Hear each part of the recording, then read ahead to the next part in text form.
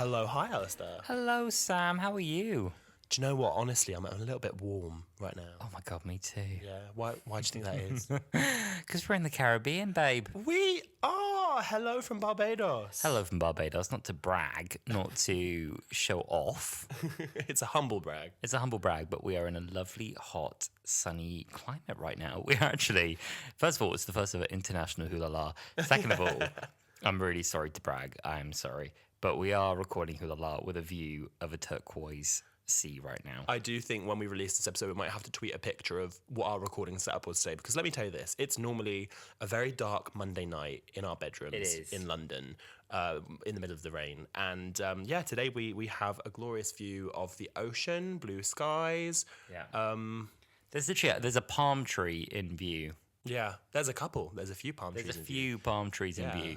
So yeah, I'm very sorry for the not so humble brag, but it's the first ever recording of International Wholala. It is. Your boyfriend is from Barbados, so here we are.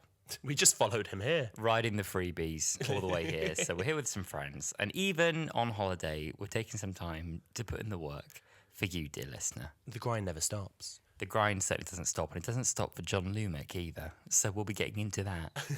We will. Now, last week from Not So Sunny London, we recorded the first of this two-parter for Wholala. We recorded Rise of the Cybermen, and I thought it was a very good episode. It was a great episode, and we were planning to record a 2-in-1, and then we got to the end of that, and we were like, no.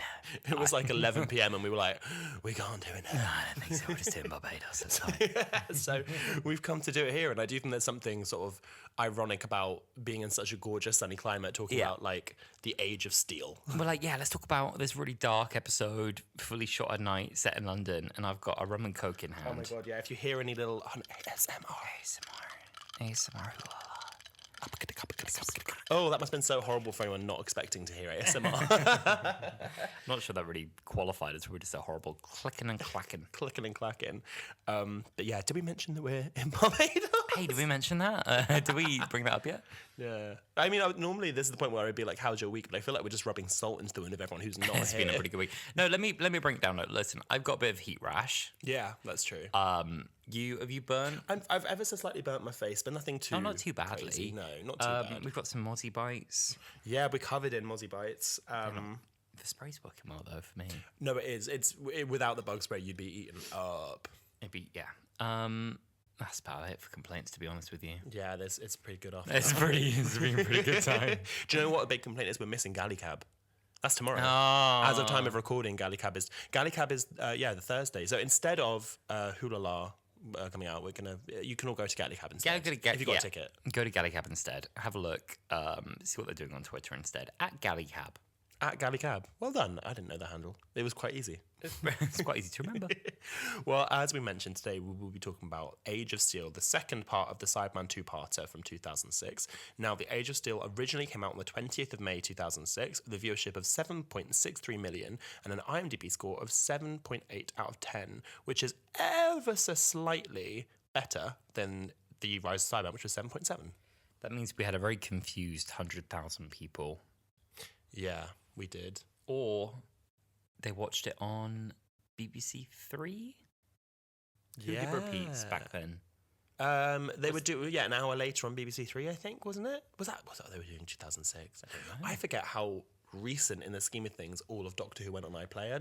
Not classical. I mean like New Who. Red Button, did that do anything? Maybe some behind the scenes. Oh, Red Button. Does Red Button still exist? Yeah. What do they put on there? I don't know. I don't know.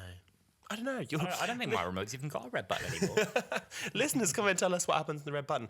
I forget, and thank you to all of you listening, I forget that you actually do listen and act on our stuff. We did a Genesis of the Daleks episode recently, and I did a call out saying, oh, please, can a listener of Wholala edit together all of the cliffhangers to have the EastEnders stuff? And we received it. We received it in our inbox, and I'm very, very grateful for it. So at the same time, if we have any dermatologists who listen to Wholala who have heat rash advice using only products I can obtain in Barbados, that'd be fantastic. Thank you. Great. Yeah, you'd really be helping a pal out on this one. You'd really be helping us out. You really would. Well, look, for anyone who hasn't seen this episode in a while, as always, I say just hop on iPlayer. It's on there. You can watch that along with any other Cyberman story you want. But for anyone who doesn't have access to iPlayer, which I don't think we do in Barbados right now, here is a recap of the story. I did have to watch some clips on YouTube instead because indeed we don't have it. So anyway, I'll kick us off. The 10th Doctor incinerates the Cybermen surrounding the gang by using the recharging power cell from the TARDIS. The group escapes with Pete in Mrs. Price's van. As they flee, Pete explains to the Preachers that he is the government mole called Gemini, the Preacher's secret source of information on John Lumic. From his hovering Zeppelin floating near the Cyberman factory at Battersea Power Station, Lumic activates London's earpod devices and uses them to control everyone, including Jackie, and bring them to the factory to be upgraded. Ricky is killed by the Cybermen while trying to scale a fence to escape with Mickey. Mickey and Jake decide to board the Lumic Zeppelin to destroy the earpod transmitters on board. Meanwhile, Pete and Rose try to find Jackie inside the factory, and the Doctor and Mrs. Moore try to find their way to Lumic through the cooling tunnels underneath. Pete and Rose are captured by the Cybermen and taken to Lumic when a now upgraded Jackie catches sight of them. The Doctor and Mrs. Moore discover every Cyberman contains an emotional inhibitor. He works out that if he disables the signal from the inhibitors, the overwhelming realization of what they've become will kill the Cybermen. Mrs. Moore is then killed by a Cyberman, and the Doctor is taken to Lumic, who has now been upgraded to Cyber Controller. Mickey and Jake successfully disable the transmitter, causing the humans to flee the factory. A woman cries, "Oh no!" The Doctor throws Mickey some hints via CCTV to help him find the inhibitor code in the Lumic family's database. Mickey finds it and texts it to Rose's phone. The Doctor plugs the phone into the computer systems, causing the inhibitor signal to drop and making their cyberheads explode with an identity crisis. The factory then catches fire, and Rose, the Doctor, and Pete escape to the roof where Mickey and Jake have control of the Zeppelin. The pissed-off Cyber Controller attempts to climb the ladder with them, but Pete causes him to fall by destroying part of the ladder using the Doctor's sonic screwdriver. The Doctor reboots the TARDIS with a power cell. Outside, Rose reveals to Pete that she is his daughter from another parallel universe, and overwhelmed, he walks away. Mickey, feeling that Rose no longer needs him, decides to stay in the parallel universe to help care for Ricky's elderly grandmother and help the Preachers destroy the remaining cyber factories. A tearful Rose heads back to her universe, knowing she can never see him again. Right? Right? Dun dun dun. That was well done. You sorted that recap. That's very good. That was good. I stumbled a bit on some of those 300-word sentences. But you know what? You came back round. Alice, what did you think of this episode? it was great. I was rewatching my YouTube clips this morning, rereading the plot synopsis, stealing opinions from other people who've done much more insightful dives into the episode on Reddit. Some in favour, some didn't like it. Had to think, what do I agree with? What do I agree with? What do I not? One thing I was thinking of is that I don't know if we really talked enough about it in the last episode, but the concept of parallel worlds in Doctor Who is very cool and not something I think we really dwelled on. I think in the MCU world we live in now, we have almost an oversaturation of multiverse content and parallel timeline content, and I think a lot of that spilled out of COVID and the idea of kind of what if this hadn't happened? What if this tiny thing had been different? What would our lives be like? What would our lives be like in a different timeline if we hadn't made that choice and hadn't made that decision? I think it's so interesting, and definitely was interesting to me then when this came out, the idea of there being a parallel you leading a different life, or a parallel you that is a dog. Either there being, one parallel mirror reality or, many parallel universes is just such a cool concept that you can hop between worlds where these many things are different. And it's kind of just been I don't know, an accepted thing in Doctor Who for the longest time that is just the universe that there is here. There's many universes. There's the Doctor's universe, Pete's world, and many others. Yeah, exactly. No, that's really true. We didn't really talk about that last week, where I think that in today's world, as in in 2024, if this story had come out, it would probably get bundled into that whole multiverse of madness kind of multi-universe storyline. And you kind of have to take a minute to realize, oh no, this was 2006, this kind of stuff. I think the only reference that Mickey has in the previous episode is you see it in comic books all the time. You see it in films. But I think that now it's such an overused sort of trope that I forget that this was kind of pushing the boat out for Doctor Who. I don't think, to my memory, they'd ever done anything like this in Classic Who, and they certainly hadn't in New Who by this point. And it becomes a really interesting thing as well later down the line, where people from the parallel world start coming to our world, especially in the finale for this, and it really begs the question of, if Rose didn't exist in that universe, is Pete her dad? Is that Jackie her mum? There's a really, really nice line in this when Rose and Pete are going into the cyber factory and she's determined to try and find Jackie, and he says to her well, why are you doing this? Why are you here? And she says, well, let's just say I'm doing it for my mum and dad.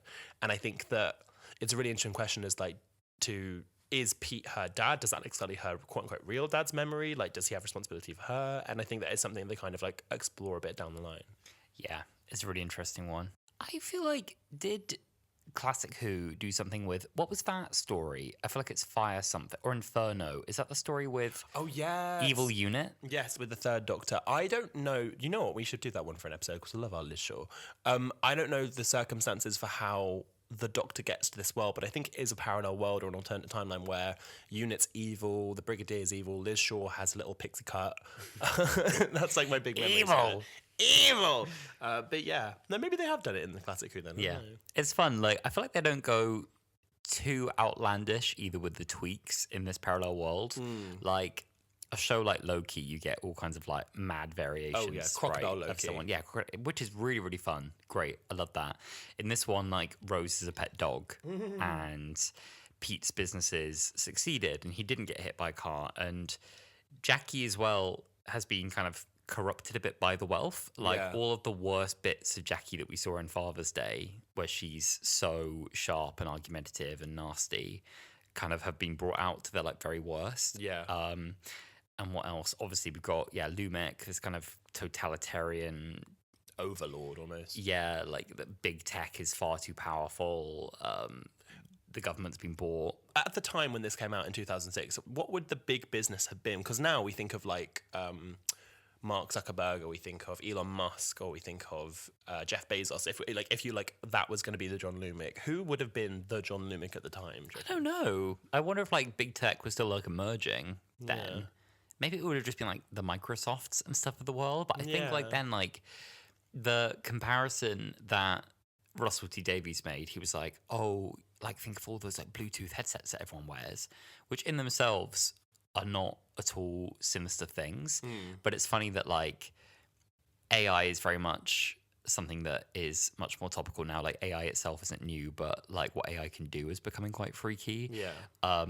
And neural implants are something that is supposedly becoming real now. Like that doesn't seem like that far off now, which is unpleasant. So you can kind of, and then like big tech is obviously like mad. Like you've got, players now who are very well known. Like, well, I don't know, would Zuckerberg, Steve Jobs, I guess it was like Steve Jobs and maybe Steve Jobs. Gates. I can fully see Elon Musk being John Lumic, you know? Yeah.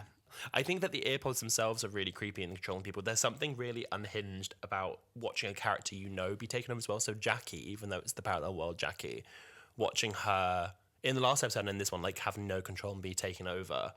And then like when you see her later as a Cyberman, you're like, oh shit, like this is intense. And the bit that always gets me a little bit when I'm watching this episode is when the news reporter is on the TV and it's like, London has been placed under martial law. Please stay in your home, remove all earbuds. And it's like, oh my God, like you can kind of see this happening in a weird world, in a parallel world. Yeah, the parallel world isn't so distant that you don't care about it. It's close enough that they've still got like features and things like Battersea Power Station. I feel like, okay, I know that. I know what that is. I didn't realize it was Battersea Power Station until this rewatch. I was just like, what an interesting fact to They're converting people inside the shopping centre. What do you mean? What do you mean? The youth of today will never know. Yeah. That's a great scene as well. I recognize you. I went first. My name was Jacqueline Tyler. And they're like, no, you're lying. You're not her. You're not my Jackie. That's great. Really freaky. Like, it's a shock as well because we never really see what had happened to Jackie. It's almost implied that it was going to be like some final chance to save her because it was like everyone in that house is dead. And right after that, we see that Jackie isn't dead. And we're like, ooh. And it's like, okay, maybe she's going to get away with this. And then she's been kind of zombified right before she gets discovered by the Cybermen in the cupboard. Yeah. And to kind of find out like, oh no, you're too late. Off screen, she was converted. Yeah. It's quite a shocky twist. There's something really intense about that. Like, you're following them. Shocky. A shocky twist? It's a shocky twist. It's a shocky twist. A gaggy twist. It's a shocky, gaggy twist. Mama house down. Boots, yes, go.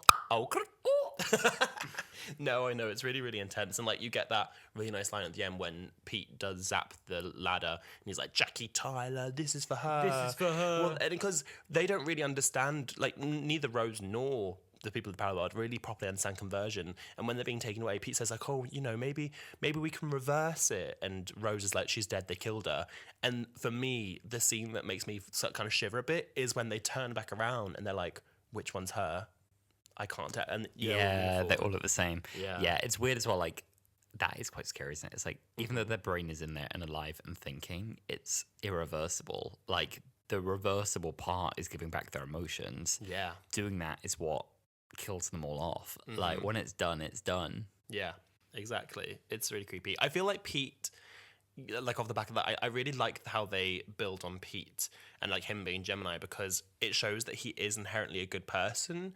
And I think that with Pete's character, that's definitely been questioned at points. Like when we saw him in Father's Day, much as that is an incredible story, and I think he's a good father to Rose, like he definitely has some grey morals in both worlds. Like in our world, like, you know, there's all these hints that he was like cheating on Jackie and being a bit of a Jack the Lad, and you know, all these businesses, and working with Lumic in this universe, like you're a bit like, oh, is he a good guy, is he a bad guy? So I like the fact that we do quite early in this episode find that he is an inherently good person. He, you know, clearly loves his wife. I also had that point. I thought that was really nice. I loved that reveal that he got a bit of a good guy redemption, because I really thought they were just going to go with like, yeah, he's just like a bit of a shit. Like in Rose's world, you know, she has this glossy memory of him, but he was never going to amount to anything. He was never going to get rich. He was never going to get famous. Yeah. His inventions were always a bit crap. His relationship with Jackie really wasn't that great. Like, they weren't good for each other. And it's nice that Jackie is the one who would have become corrupted by the wealth. Actually, he was given then an opportunity in this timeline to be the good guy, and he took that and put himself on the line to actually be the mole. And I really like that as well. It's funny the way that Rose speaks to him, and she's like, I knew you wouldn't. What'd she say? She's like, I knew you wouldn't be a traitor. I knew you weren't a traitor. Yeah. He's like, what? Faithful, traitor, faithful, not sure. He's like, what? How do you know that? He's like, I just did. It is really. She becomes really like childlike when, I mean, I'm sure it's a choice, but like she's so childlike when she speaks to her dad, and she's like, I just did, and she becomes so like babyish around him. Yeah, no. Don't know if I love it or hate it. Not sure. I like it. It's funny. I think that she does kind of like, I talked about in the last episode about how the characters were often childlike and childish, and I think that when she is presented with her dad, she does kind of like slip back into that childlike sense of security, especially, and it's hard for her because you can't tell him who she is. And I don't jump ahead to the ending, so we'll talk about like the reveal in a bit, but yeah, she definitely does revert to that kind of like state of childness. Also, she's really young in this. How old is she at this point? Like 22? Well, as a character, no, she's meant to be, I think, maybe 20. She was 19 when she first met the Ninth Doctor, so she's probably 20 by now. I was assuming they've like had a bit of a trip, got off a bit more. I mean, maybe. I mean, we don't know is the honest answer, because Jackie in Doomsday, she's like, you look different. Like, you've gotten older. You look like him. And like, for all we know, Rose has been traveling for years with the Doctor, and we just don't know. But yeah, early 20s anyway, for sure. Yeah. Can I move to another high? Let's go to another high. I think they portray cyber conversion really well. So like now the VFX look a bit dated. The CGI doesn't look so good. But I do think, you know, concept, showing a bunch of like surgical devices spinning around. I think we said this last week as well, but like the needles, the saws, like... But like... yes, it leaves you to imagine all the grisly bits, and it suggests that what is happening just out of frame is extremely messed up. And I certainly have a very vivid picture in my head of what that looks like, like scooping someone's brain out. And like, again, I'm always like, on reflection, really shocked at like what even we as kids could handle with this, but what they were willing to give to children, because this was very much marketed to kids. Yeah, it's like, I mean, I watched the TARDISode for this as well, and we love a TARDISode. And the TARDISode this week is, it's like, message from Mr. Lumic, activate all cyber conversion factories. And it's this like little animation of all these different, like all the different continents, factories being activated. And like, there's a spinning 3D of a brain being placed inside a cyber head, and then the head gets kind of put on.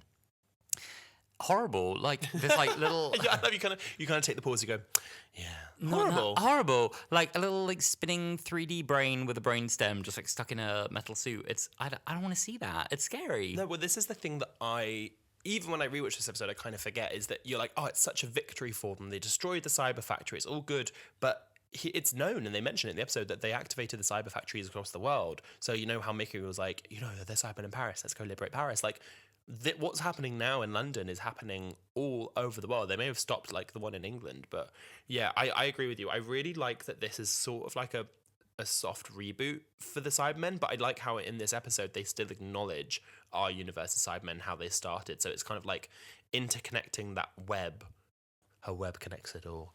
They're interconnecting the web between like classic Who and New Who, where the Doctor talks about Mondasian Cybermen, but it's clear that this is the Cybermen of our universe. I kind of like the Cybermen and the Doctor universe and all universes are almost like an inevitability, like whether it's through John Lumic or some other source, that it's almost like, it almost backs the Cybermen's point that it's almost like a stage of evolution that given enough time, enough situations, like will happen, that one way or another through whatever source, some form of Cybermen will emerge. I think is so interesting as well. Yeah, no, me too. I think I touched on it very briefly in the last episode. This, for me, has so many parallels to Genesis of the Daleks, where not only in the creation of the Cybermen, where, there's a leader scientist person who believes that the next logical step of the species evolution to save them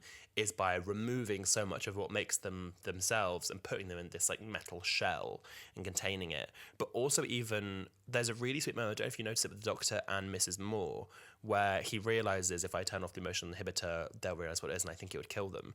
And he asks himself, he's like, but do I have the right to do that? And I think he, if not those exact words, uses a turn of phrase on that. And he needs Mrs. Moore to say, like, it must be done, you've got to do it. And I don't think that would have been enough to convince him to do it had she not then immediately been killed off. Because when I was a kid watching this, I was always like, oh, that felt really unnecessary. Like, why did they do that? But I think that having someone like Mrs. Moore, who I had her as a little separate hive myself. She's such a great character. There's really good humor where she's like, never seen a slower getaway in my life. I love that line. Never seen a slower getaway in my life. It's so good. And she's just so funny. But she gets that really, really nice storyline about how you find out she's Angela Price and she worked for the company, and then she had to go on the run even though her husband and her children think she's dead, just to try and protect them. And I think having something about like such a quick and unceremonious death, that was what the Doctor needed in that moment to spur him to be like, okay, I need to now do what has to be. You're right, this is what has to be done. That's a great way of looking at it. I didn't think about the purpose of her death in that moment, but that really makes sense, because I was going to say this resolution in a way is very brutal and almost undoctory, because the Cybermen, this is said right at the outset, the Cybermen are a new form of life. Like in themselves, they are a new creature. And deciding to wipe them all out is normally something, it's something that the Doctor would be like, no, maybe not. Like, maybe we need to find you a new planet, somewhere else to be.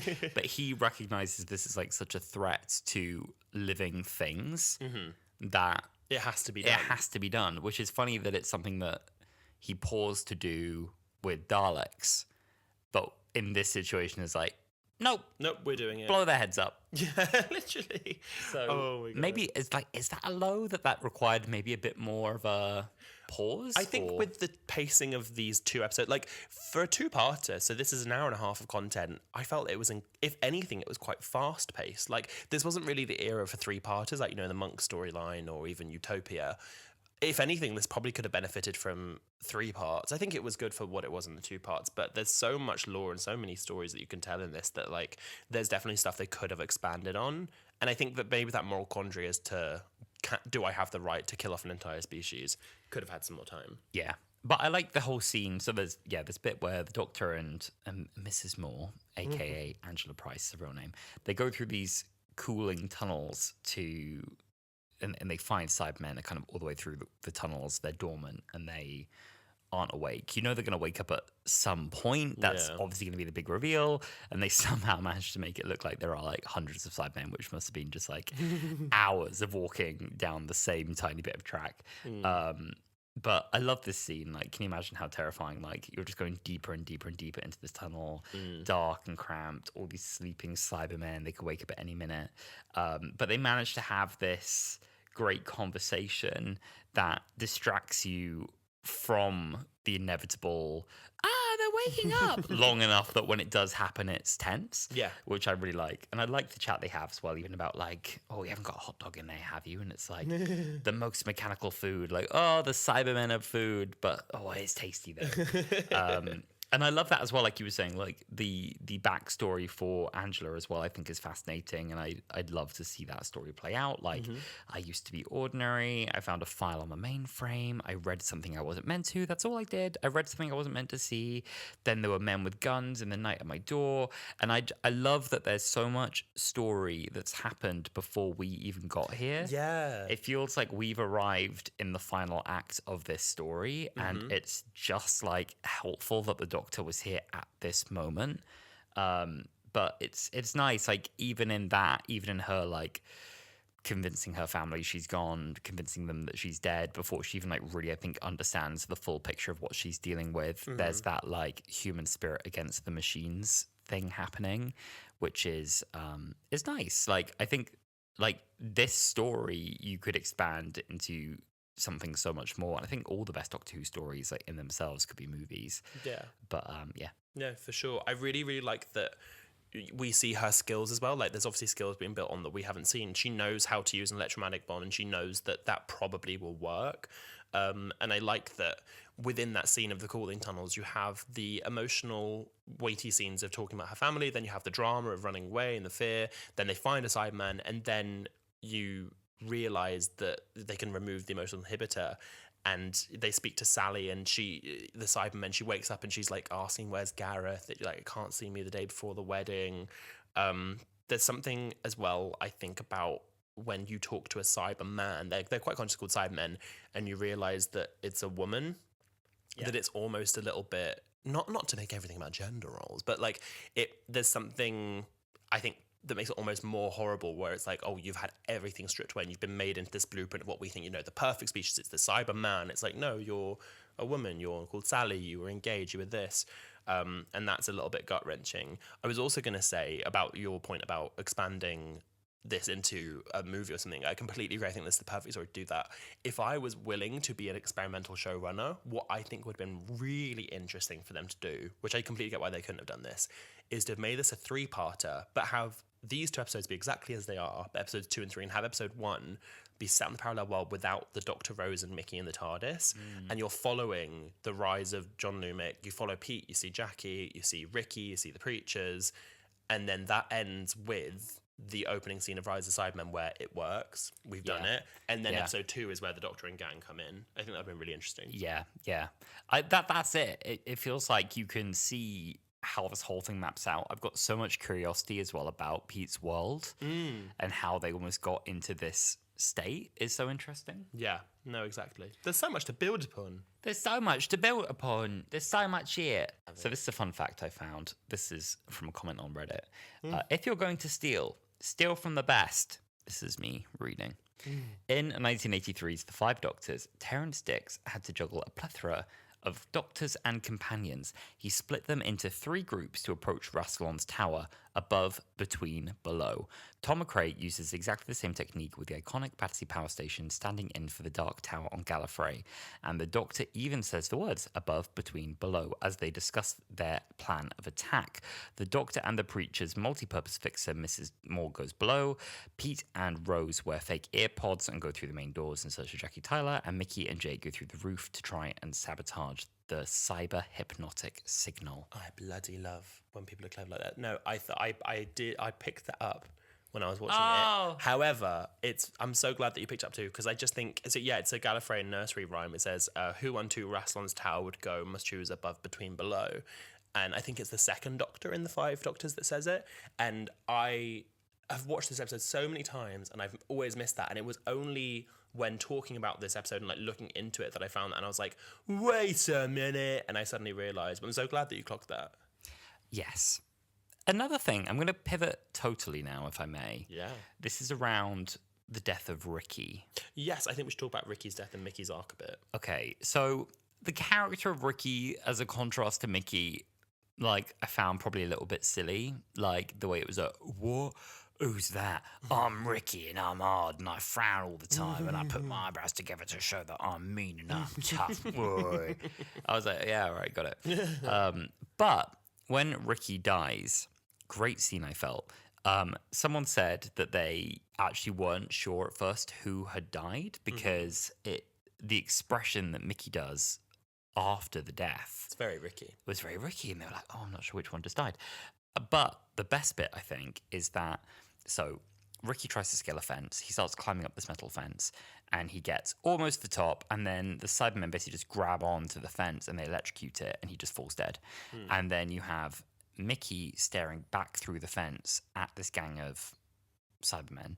They can't get through, and they just kind of stare at each other in total silence. No soundtrack, no sound, nothing. And then Mickey runs away because they can't follow.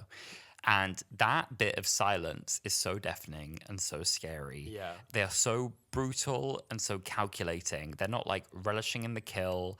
They're not like... They don't taunt him. No, there's nothing to say. Like, they are so cold, pragmatic, just doing what needs to be done. Yeah, and they're not like trying to work out like, oh, can I do this? Can I do it? Like, it's a locked, tall metal fence. Part of me is like, they're probably strong enough to rip it, but whatever. So they just stand there and like, okay, well, we got one. We're not going to be able to get you. So like, off you pop. Yeah, exactly. Yeah. It's like they've done the maths. We're not following. Yeah, exactly. I agree with you that like when I first watched it, I was like, who is it? Who died? But when Ricky does die, you see that this is the moment that Mickey's entire personality changes. Like, he's no longer the puppy dog. I think that's where he kind of becomes a soldier, which is then what Mickey's arc is like every single time we see him after this episode. Yeah. And I think that the scene where Jake finds out that Ricky's died is so sad as well. It's the only part that's on screen. Because obviously there's the deleted scene where you find out that Ricky and Jake were boyfriends. And I think that that's the only part that made it on screen that I would believe that is still the storyline, even though they cut that scene. Yeah, I think these episodes are the making of Mickey Smith. Yeah. Which is nice. And rejected by the Doctor and Rose, confronting the regret of his grandmother's death and feeling that was his fault for not having patched up that bit of carpet on the stairs. Rent was due. She had one chance. And seeing how his alternative self can live and seeing like how I could be, I think is that impetus to actually like go on and be someone else. Yeah. And finds kind of a halfway between kind of the Mickey and Ricky. Doesn't feel that he needs to become Ricky, but finds something within himself that he didn't maybe know was there. Yeah. Which is cool. Yeah, no, I agree. I really like the quote that he says that he's not going to be the tin dog. Like, I feel like I completely agree with you. This is the making of Mickey's character and this is the catalyst that brings him to where he's going to go. But they still reference back to where he was before that. And when the Doctor comes up with the plan about what they're going to do above, between, below, he completely misses Mickey and he forgets. So Mickey properly snaps him and he's like, I'm not the tin dog, I'm going with Jake. And then Jake says to him like, I don't need you, idiot. And he's like, I'm not an idiot. And he really like stands up for himself. And there's also a really nice thing, I don't know if you noticed, when they separate, Rose says to him like, see you later. And then when she separates from the Doctor, she like gives him a big hug and like I think kisses him on the cheek or something, and like they like have a moment staring into each other's eyes. And when they're doing that scene, it cuts to Mickey, and Mickey just kind of looks at them and like looks at the floor and like nods and like walks off. And that's the real moment that like, I think Mickey decides he's gonna stay because he knows that like Rose isn't there for him anymore. Yeah, like he's lost her to the Doctor. Yeah, that's and it. Yeah, it's a good like recognition of actually this happened a really really long time ago. Yeah, exactly. It's so let me just yeah. Can I give a complete random high? I feel like often in Doctor Who, we had around this time especially companions who would have like an iconic outfit, or a Doctor would have maybe 3 variants of an outfit that they would wear throughout a series. And it was quite rare to see a costume change compared to what we've seen of like Shooty filming in for sure 12 different costumes for 8 episodes. And it was nice, I think, to have the characters wear something different. I really liked everyone running around in like dinner suits and Rose. Bond. Yeah, and like Rose in her like maid's outfit in a way that didn't feel like they were trying to do like slutty Halloween maid. Oh no, not it at all. was just like actually like waitress, but like it just everyone is something different. I thought it was really fun for the adventure that everyone was like in a bit of a different getup. No, I like that. Like, Mickey is dressed up as a preacher because they gave him the clothes before Yeah. So, like, no one from our universe anyway is in their normal clothes. And even, like, Pete, who we got to know from Father's Day, he's dressed completely different. And everyone's in formal attire or, like, military suit of some kind. I didn't really think about that, but you're so true. I feel like Doctor Who kind of leans into, like, the cartoon thing of, like, The Simpsons and Scooby-Doo sometimes, where everyone has, like, their outfit. And like you said, there's like maybe a slight variation on it. And this is less so recently, as you were saying. But yeah, they are all really shaken up in their outfits. That's a really fun point. I didn't think about that. You're so welcome. Yeah, thank you for that. The cyber controller is an interesting one. I kind of like that there's a bit of variation in his design, and he gets almost like a bit of a throne now. He gets like his eyes are a bit different, I guess, to show something. He's got like lights in his eyes. The brain on display is a very Classic Who thing. The cyber controller has been in Classic Who a couple times. Tomb of the Cybermen, I believe, was the first time, and it basically was a Cyberman with his brain exposed. And so I like that they carried that thread through. His glowing eyes are really interesting. He has like these like they almost look like dog nipples like on his chest, where they like plug him into the suit. Where they plug him into the throne. There was an action figure of it was a pack that you could get for like I think it was like £20, which in today's money is ridiculous. Where it was the cyber controller on his throne with 2 guard Cybermen. Wow. And I always wanted it. My parents were like, no, and I, as an adult now, I'm determined. At some point, I will get it. Come on, eBay. Come on, eBay. But yeah, I like that. I think there's something really interesting about though. Even though John Lumic believes he's created the perfect species, he is still scared to become one. Like he loses control of his creations in the same way Davros does with the Daleks, where he's like begging them. He's like, "No, I'm not ready. I'm not ready." He says, "I will convert, but only with my last breath." And Simon goes, "Then breathe no more." And I was like, "Oh." I like as well that. Unlike the Cybermen, you can still hear John Lumic's voice in the cyber controller. So obviously it's got like a Cyberman tone to it, but you can definitely hear that it has some emotion behind it. It's like, this is the age of steel and I am its creator. Like, yeah. Yeah, it's like they let him retain a bit more of himself, which is, I guess, part of the consequence of being a cyber leader, cyber controller, is that you need a bit more flexibility. Yeah, you need to be able to see stuff other Cybermen might not be able to. But then peculiar that they would recognize that that's a benefit, but not all get it. I wonder if he like pre did the code that would say like the cyber controller will be this and I will be that, and they were just kind of following out instructions. Yeah, so maybe he'd already kind of set the template, but he became it earlier than he wanted. Yeah. What's interesting, I guess, is that for John Lumic, like losing emotions didn't really change who he was because he was a sociopath in life. Yeah, no, literally, exactly. So nothing's that different. I guess the thing is, he was always a bit emotionless and cold. Yeah. You can still hear emotion in his voice at this stage, I think. Oh, yeah, no, for sure. I think Which so. is very un-Cyberman. very un-Cyberman and a bit confusing for me. Yeah, I see that. But when the inhibitor chip is kind of done and everyone gets their emotions back, he gets angrier, but he doesn't have a complete freak out. He's just kind of angry, but not.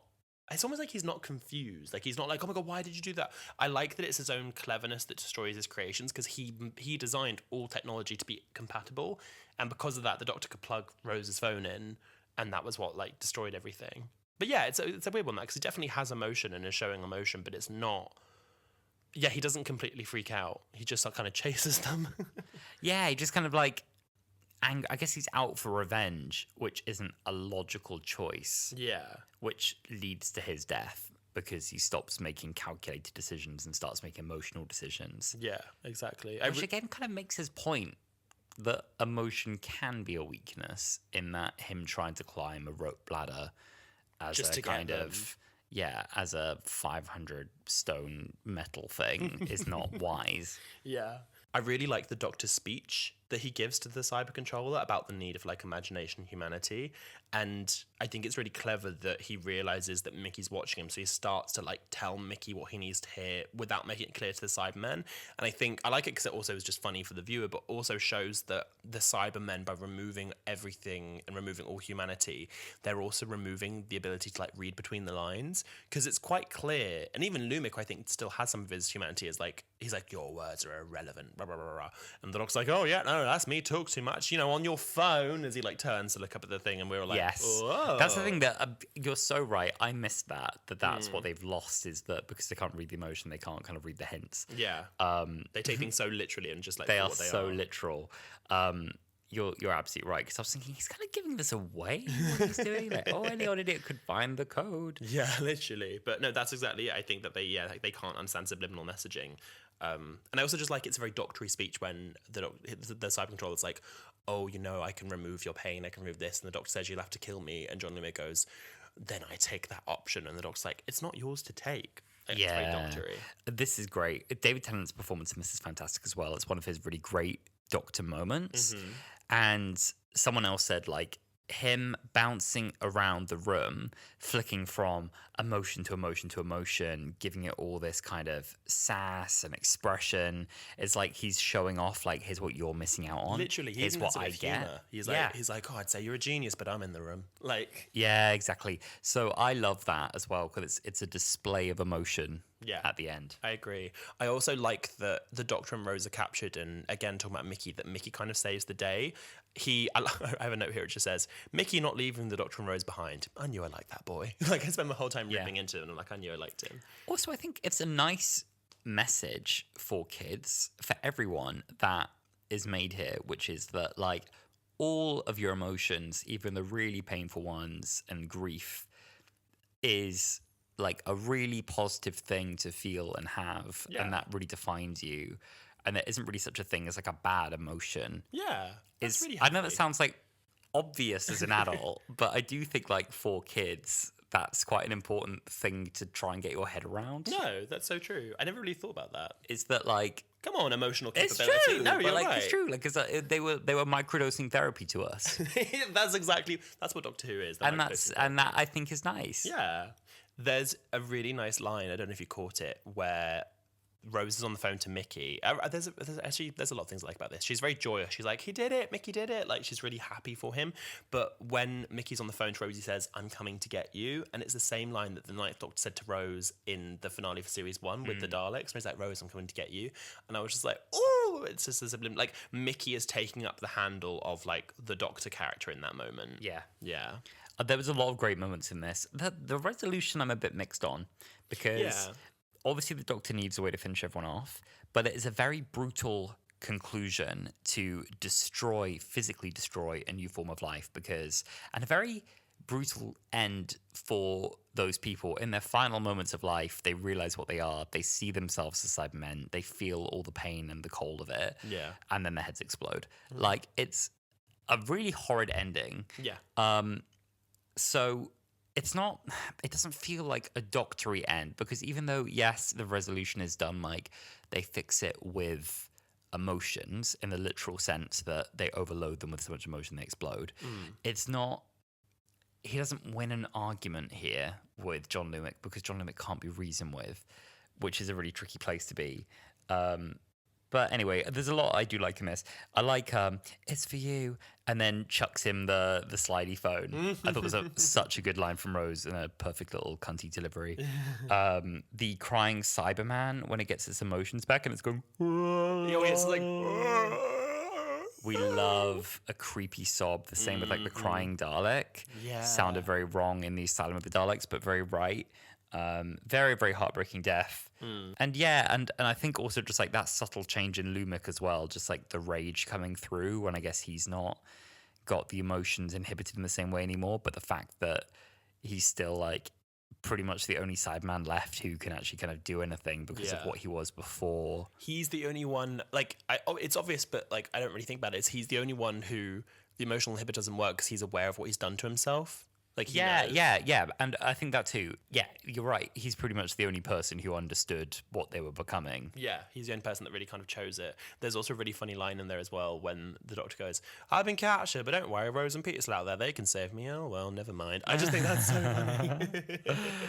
Yeah, but no, I completely get that. It's a really sad ending with the Cybermen. Like, the way that the resolution and the fix almost is just that they remember who they are and they realize what's been done to them.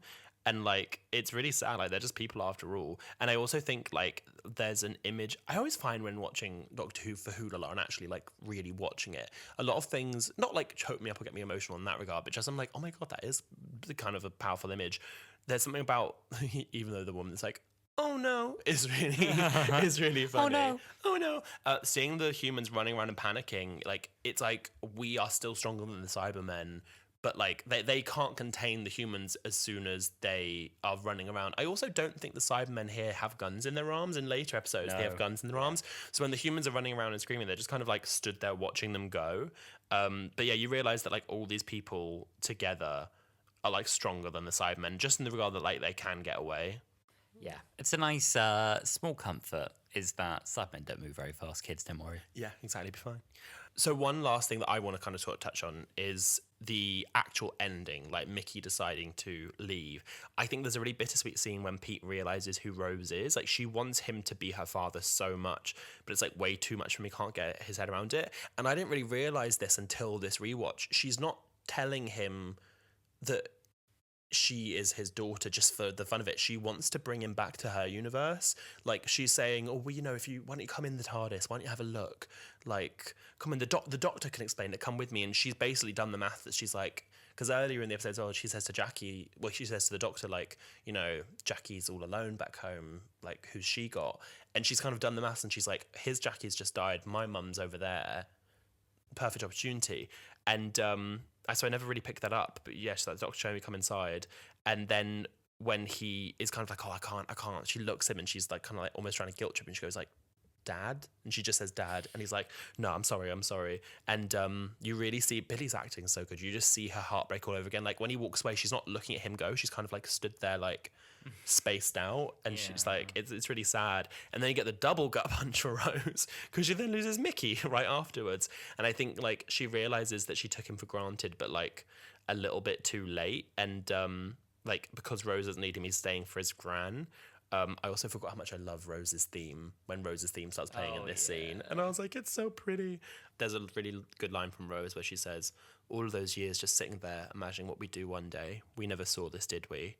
And then my note just says, fucking hell, Billy's a fantastic actress. Yes. I loved that because it made you see them as like them as the young people that they still are. And like you think about them, it brings it back to that grounding.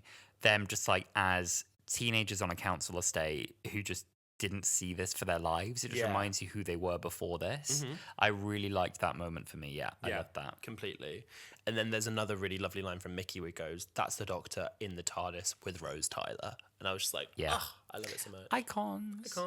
But yeah, I love that. I forgot they got to go see Jackie. I love that too. I think it's a really emotionally grounded scene. And then I like there's the callback where he says he saved the universe with a big yellow truck. Oh, I just love it. Oh, and what a moment. What a moment. Did you ever, who was it who owed her a favour? Ricardo? Yeah, I think so. It's like, Ricardo, he owed me a favour. Never mind why. Yeah, I think it was. Never mind why. Yeah, okay. Yeah, it's okay. So a couple of lows for me. Okay. One is the resolution at the very start to get out of being surrounded. I had that exact one as mine. Like, effectively, it's a gun. It's a gun. It's a blaster gun. And yes, it's the crystal in his pocket. But he killed people. Like, he killed the Cybermen, right? Like, yeah, the Cybermen are evil, but he killed the Cybermen. Yeah. And he disintegrated them. Like, that to me is not the doctory resolution where, but I mean, either they know, I mean, that sort of thing usually has to happen. They give it to someone else to do it. They don't give it to the doctor to do it, which is how they usually get around that. Yeah. And he goes, no, it was talking. They may as well have had, like, Ricky just shoot them all with a gun, like, you know. Yeah, exactly. Or, you know what would have been a really funny resolution to that? I would have just said, let Mrs. Moore hit them with the car. I think it would have been so that would funny. Have been really funny. Say, but we surrender. Boof. Drive into them. Never seen someone get away in my life. No, get in. I think would have been really funny. Just run them over with the van. I think would have been genuinely very funny. So that's my proposed rewrite of that one. Yeah. There was one other low that I don't honestly feel even that strongly about, but a character that I guess we don't get to explore very much is Crane, the kind of Cockney sidekick. Oh, yeah, Lumic. Oh, all right, sir. And so there's this bit where he like makes a final ditch attempt to kind of sabotage John Lumic, which is what leads to his conversion, where he's like, oh, you're quite a team, you and me, I've been with you all the way. And he decides to kind of try and wreck the life support on his chair. And it feels like there wasn't enough between them leading up to this betrayal for you to really even understand where like Crane's allegiances were. Yeah. I think it's meant to create a sense of like everyone around him was concerned. Everyone felt he was going too far in the end, where it was like, but we'll have to tell Geneva that the new form of life, dead. And then, it seemed like Pete was close. He was Gemini. And then it felt like Crane was, number 2, but even he tried to kill him in the end. So I feel like maybe there was a bit more needed there about what led him to do that and what else he might have like. It did feel like a very quick switch. Had he put something else in place as like a backup plan to stop him, but it seemed quite obvious that Crane was also quite evil from playing the wimp away over the executions in the previous one. Yeah. So yeah. No, I get that. That's a really interesting thing. Like, I to be honest, I kind of forget his character. This is a bit of a nothing character. The only time I think he ever does anything useful is in the last episode where he steals the homeless people and puts them in the cyber conversion thing. And you're right. I think that he is, when the Lion Steve Snipe plays, I think he is quite an evil guy. So it seems like quite a quick 360 because there's nothing really that like initiates it. He like sees him convert all the Cybermen. He's like, "Oh, you're evil," and it's like, "But you knew he was." But you knew this because you were putting homeless people into the abattoir. So what are we doing? It's the abattoir. Yeah. I have a couple of small things. One of them is Rose and Pete's plan. Like, what was their plan? Like, I know the whole above twin blow thing, but like, what were they going to do? Like, walk in, find Jackie, and be like, right now we're out again. Like, you're trapped in a cyber factory with all the Cybermen. Jackie, follow us. Oh wait, no, she's got the earplugs in. Yeah, and then they've already said that you can't pull them out because otherwise the brain will like overload or something. So it's like, what was their plan? You're so right. Their plan didn't make any sense. I don't know. They should have given them the Sonic.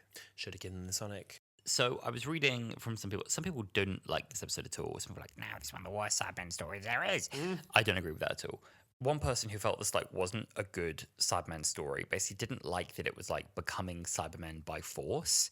That it was like this hypnotism and it was kind of forced conversion, because what they liked from a Cyberman story was Cybermen making the logical argument for like, no, like we can like alleviate disease, like we can save species, like we can, we're the obvious next step. Like, of course we're doing the right thing. And like Cybermen who are really pushing, like we're the good guys. Like we're not malicious. Like we're trying to help you out. Like clearly you're suffering.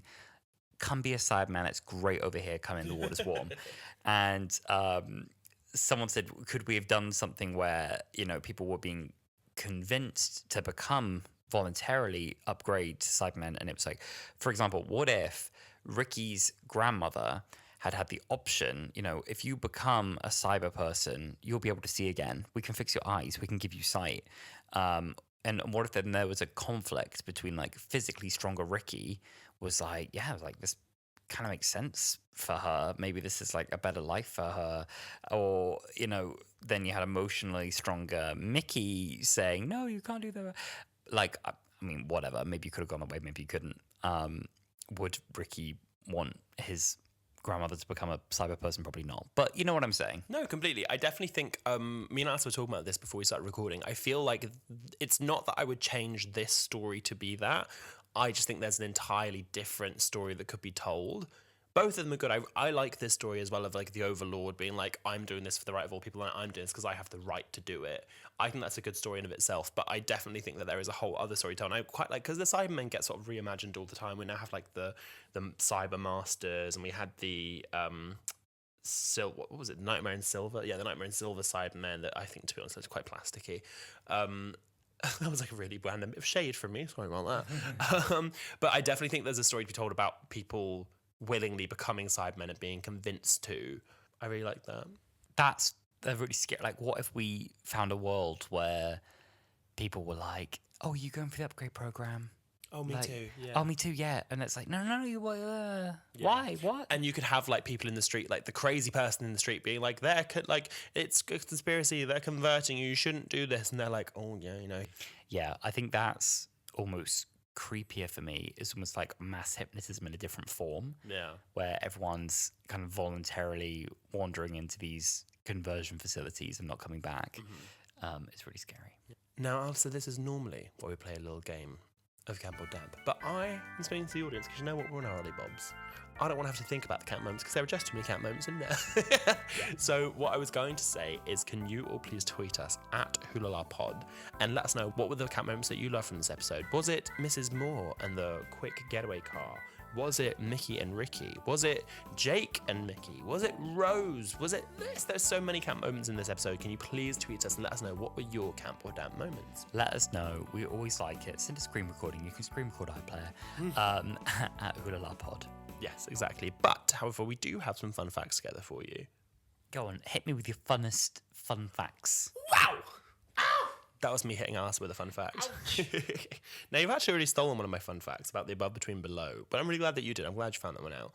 Lumic's expression of excellent is a reference to the off-key rendition of the word that Cybermen had previously used in other stories, beginning with Revenge of the Cybermen preview with part 1. So the Cybermen used to go, oh, yes. Excellent. Oh, yeah. I remember seeing this in Confidential. They sort of criticised the excellent. They're like, it's not really a Cyberman thing to say. It's not really an emotionless thing to say, excellent. Because they were saying, like, oh, you'd think a machine would be like affirmative, satisfactory, not compliant. Excellent. So that was why they gave it to Lumic. This episode, along with Rise of Cybermen, was produced in the same production block as the series finale, Army of Ghosts and Doomsday, which kind of shocks me whenever they do them so out of order. But if you think about it, like, Mickey has the same haircut. It makes sense because you've got the Cybermen out, so you're doing 2 Cybermen stories back to back. Like, it just feels like very tonal whiplash for them to be filming these together, like, but it makes sense because it almost feels like a 4-parter, really. That's a lot of Cybermen stuff together. Wow, like 4 episodes of Cybermen content. They must have been sick of it by the end. Sick of the Cybes. And my final fun fact is Blue Peter presenter Gethin Jones actually played one of the Cybermen in the street, which he filmed for a segment of Blue Peter. Gethin's quite hot, isn't he? Oh, Gethin's so hot, and he's so hot. I think we've spoken about him on the podcast before. Yeah, lovely Gethin. Lovely Gethin, he's so lovely. My favourite Cyberman. Yes. Now, I would like to reach out to you, dear listener, and let us know, what would you like to hear next week for us on Wholala? Now, we're debating either watching an episode of Torchwood or an episode of Class. So please reach out to us on all of our social platforms. We're on Twitter, Instagram, Threads, TikTok. Reach out to us and let us know. Do you want us to watch an episode of Torchwood next week or Class? It's at Wholala Pod on all social platforms. Yes, let us know and tell us which episode you think we should be visiting and why. Is it the one where the cannibals eat people in Torchwood? No, not that one. No, not that one. Some Torchwood ones. A Class, I'll be honest, I've only watched one. Should we do the Cyberwoman? Oh, do we just do the Cyberwoman now? If it's requested. Okay, if requested, we will do the Cyberwoman. I think it's so funny. We actually had a really funny tweet from Josh Snares last week where they said that the Cyberwoman story was the first one they'd seen, and then they watched the Cyberman episodes and they thought they were rubbish. They're like, oh, this isn't a good show. That's just so funny that the Cyberwoman is your introduction to the Cybermen. Welcome to the universe. Welcome to the universe. Yeah. And you can support the podcast as well. If you enjoy this episode, you can, what can you do? You can share it on your story. You can give us a review on wherever you listen to your podcasts, Apple Music, on Spotify. You can share the pod with a friend. You can retweet us on X. You can repost us on Threads if we remember to post on there. And you can buy us a coffee if you're feeling very generous as well. KO-FI is where we are on coffee. Yes, we're trying to save up $4,500 to get a working full-size Dalek with an ice dog. Yeah, and to be clear, we're about 2% of the way through that goal. I wouldn't even go that far. I wouldn't go that far. Well, thank you so much for listening to another episode of Wholala Pod, and we will see you next week when we'll either be watching an episode of Torchwood or an episode of Class. We'll see you then. Bye! Bye. Now give me my drink.